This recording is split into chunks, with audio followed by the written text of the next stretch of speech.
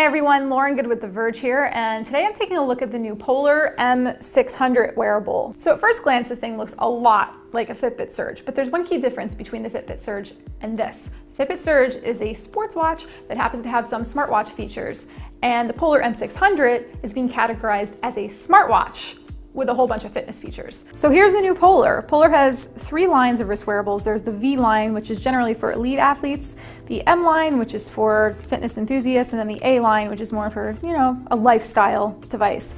And this is an M600, so this is kind of their mid-range activity tracking device. But like I said, it's a smartwatch, so it's actually running on an Android OS. Before I get into that, let's just talk about the build very quickly. This is big, not gonna lie.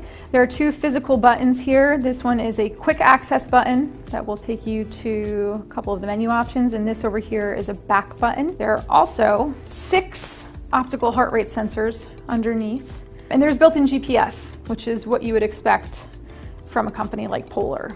There's also a microphone in here, so you can respond to certain notifications using your voice. So let's take a look at what this tracks. We've got open water swim because it is fully waterproof and will track your swimming, which is great.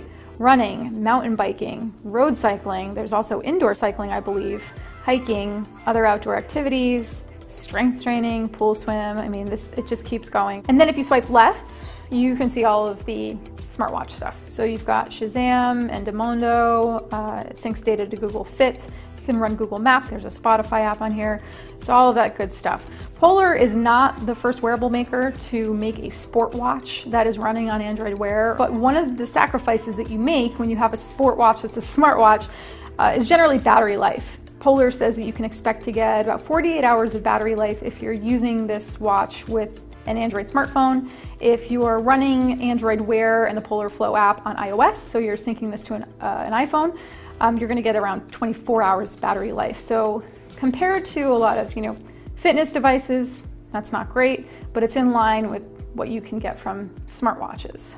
All of the data from this watch and other Polar products is going to sync with the Polar Flow app, which is free on Android and iOS. This is a relatively new feature that Polar's introduced that we're looking at right now called Polar Coach, where your coach or trainer can actually see whether or not you've been working out and see some of the intensity levels of your workouts and weigh in on that. But this is also where you're going to control all of the settings and all of the apps that you want to run on your Polar watch.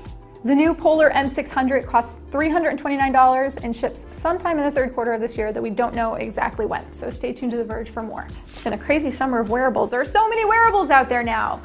At first glance, this thing looks a lot like a Fitbit Surge, but there is one key difference. Oh my God. The tripod doesn't work.